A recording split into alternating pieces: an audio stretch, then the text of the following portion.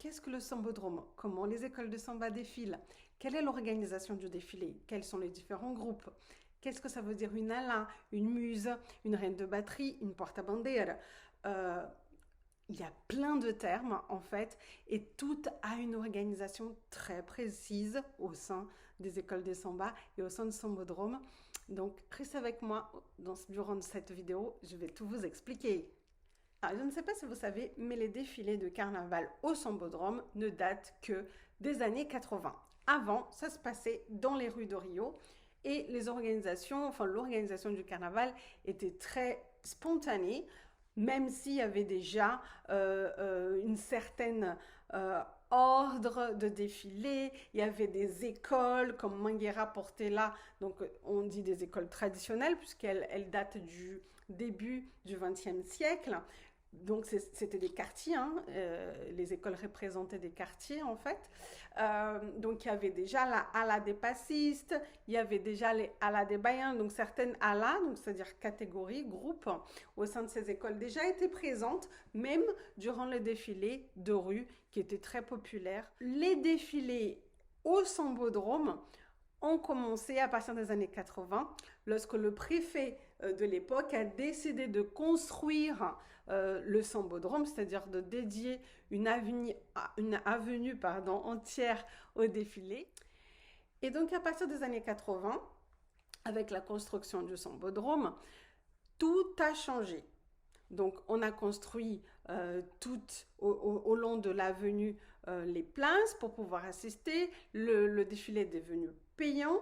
Donc, tous les gens qui souhaitaient assister à ce défilé devaient payer pour avoir sa place. Et les écoles avaient donc un ordre à respecter, un timing à respecter, des catégories à respecter. Pourquoi? Parce que c'est une compétition entre écoles de samba et les enjeux sont très très très importants. C'est-à-dire c'est des prix, d'abord le premier, le deuxième, le troisième prix, avec à la clé des montants très importants et aussi bien sûr la notoriété, mais et surtout les dernières écoles descendent de catégorie. Donc, on a le groupe spécial, ce sont les 12 meilleures écoles. Ensuite, on a le groupe A, qui sont les 13 écoles qui viennent juste après les 12 meilleures. Et ensuite, nous avons, là, on n'est plus au Sambodrome, les écoles du groupe B qui vont défiler dans une autre avenue qui s'appelle Intendente Magalhães, qui se trouve dans le suburbio, donc dans la périphérie de Rio de Janeiro. Alors, on va se concentrer sur les défilés au Sambodrome. Alors, tout d'abord, la commission de frente. La commission de frente va ouvrir le défilé. Ce sont des danseurs professionnels qui vont exécuter une chorégraphie impressionnante, souvent faite par des chorégraphes renommés brésiliens. Donc, vous pouvez voir, ça va très très vite. La chorégraphie elle va être répétée tout au long de l'avenue, puisque le défilé dure 60 minutes. Et on peut retrouver la même choré à peu près 4-5 fois tout au long du défilé, de la déambulation au Sambodrome. Ensuite, nous avons le mestre sala et la porta-bandeira. Donc, eux, ils vont porter le drapeau de l'école. Et ils vont exécuter aussi une chorégraphie qui va être jugée par les juges, donc soumise à des points. La commission de frente d'ailleurs aussi est soumise au vote des jurys. Et tout cela, bien entendu, pour la compétition entre les écoles de samba. On a la velha guarda. La velha guarda, généralement, ils marchent même des fois, parfois avant la commission de frente, juste après la commission de frente. A velha guarda, elle va porter toute la tradition et le symbolisme de l'école. Les écoles du groupe spécial, elles sont souvent très anciennes. Donc, elles portent avec elles un savoir, une culture, parce qu'il faut savoir que la samba, le carnaval, c'est un patrimoine depuis 1970 culturel brésilien, reconnu internationalement. Donc voilà. Donc la vieille garde, c'est les anciens de l'école, ils portent tout le savoir. Ensuite, nous avons la ala des baianes. Les baianes, vous avez déjà vu, elles sont souvent, enfin, elles sont toujours habillées avec des jupes très amples, donc c'est-à-dire avec des armatures en dessous qui tournent, et elles passent leur défilé à tourner dans un sens, tourner dans l'autre sens. Et donc, il y a des chorégraphies très précises pour les alas des baianes. Elles ne sont pas notées, leur chorégraphie n'est pas notée par le jury, mais elles ont quand même un poids important au sein de ce défilé. Et donc les baianes, ça vient aussi de la religion afro-brésilienne de l'Umbanda ou du candomblé. Donc les baianes qui étaient les prêtresses ou qui sont les prêtresses dans les terreiros, donc dans les terrains de ces religions-là, et qui ont été amenées au sambodrome et au sein des écoles de samba. Pourquoi? Parce que la samba est née dans les terreiros. Elle est née aussi au sein de la religion afro-brésilienne. Donc voilà, c'est très culturel, tout est lié. Nous avons plusieurs alas, ça peut être 1, 2, 3, 4, 5, 6, 7, 8, 9, 10 alas. Et dans chaque ala, nous allons avoir par exemple un char qui va représenter la thématique de l'école. Sur le char, nous avons des destacks, donc c'est des costumes plus ou moins importants et imposants qui vont raconter aussi l'histoire de cette thématique choisie par l'école de samba. Et donc ce sont des places bien sûr très prisées puisque mises en avant. C'est ça ce qui veut dire destaque, c'est-à-dire mis en avant. Une ala très importante, c'est la ala des passistas.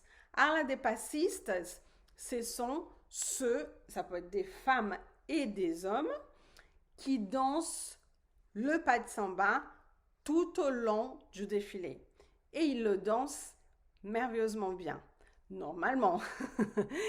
Donc, la plupart d'entre eux viennent des communautés, viennent de l'école de samba et vont exécuter pendant tout le défilé ces pas-là et ça sera vraiment top. C'est hyper impressionnant. La batterie, c'est quoi la batterie? La batterie, ce n'est pas la batucada. Batucada, c'est un terme qui n'existe qu'en Europe. Pour nous, au Brésil, batucada, c'est un terme péjoratif qui veut dire faire du bruit. Alors que nous, au Brésil, nous appelons ça la batterie. On peut traduire par batterie, c'est-à-dire comme les batteries d'une percussion.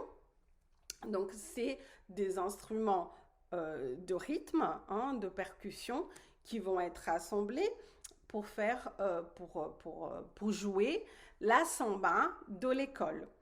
Il va y avoir aussi l'harmonie chantée par des chanteurs avec des voix très puissantes. Il faut avoir 3-4 chanteurs en même temps parce qu'il faut envoyer, même avec la sonorisation, c'est impressionnant. Il faut savoir que l'avenue, elle est ouverte, donc le son, voilà, il se répercute partout. Ensuite, nous avons les muses. Les muses, c'est souvent des femmes qui sont connues, ça peut être des artistes, des chanteuses, des danseuses, ou ça peut être des mannequins, qui donc vont apporter leur image à l'école de samba, qui parfois, ça reste entre nous, ne semble pas du tout bien, qui devrait prendre des cours de samba. Donc ça reste entre nous, mais voilà. Alors, il y a aussi la reine de la batterie. La reine de la batterie, c'est donc celle qui va précéder la batterie. Elle va généralement, pour les écoles de samba, elles sont choisies au sein de la communauté, c'est-à-dire de l'école de samba. Elle danse généralement très bien. Alors, si vous souhaitez défiler, il est possible. Tout le monde peut défiler. Alors, la plupart des gens peuvent défiler dans les alas dites commerciales, c'est-à-dire les uns là, que les écoles ouvrent pour les touristes et autres, c'est-à-dire même les Brésiliens qui ne font pas partie de la communauté, ou alors à certaines places. Donc moi, ça fait maintenant 15 ans que je travaille avec le Carnaval de Rio, que je défile et que j'emmène des personnes à défiler avec moi au sein des écoles. Donc voilà, c'est tout un travail pour pouvoir respecter la demande des écoles, à savoir bien chanter la samba enredo. Pourquoi? Parce que ça compte des points pour l'école de samba. Ensuite, bien bouger. Ensuite, sourire. Donc, c'est avoir de l'énergie, être dans l'harmonie de l'école de samba. Tout ça, c'est très important pour pouvoir défiler. Alors, les écoles ne font pas confiance à tout le monde, donc c'est pour ça que c'est important. Si vous voulez en savoir plus, si vous avez des questions spécifiques sur la samba, sur le carnaval ou n'importe quelle thématique là-dedans, vous pouvez laisser un commentaire et j'essaierai de vous répondre dans une prochaine vidéo. Merci beaucoup. N'oubliez pas de suivre la chaîne et surtout, bon carnaval!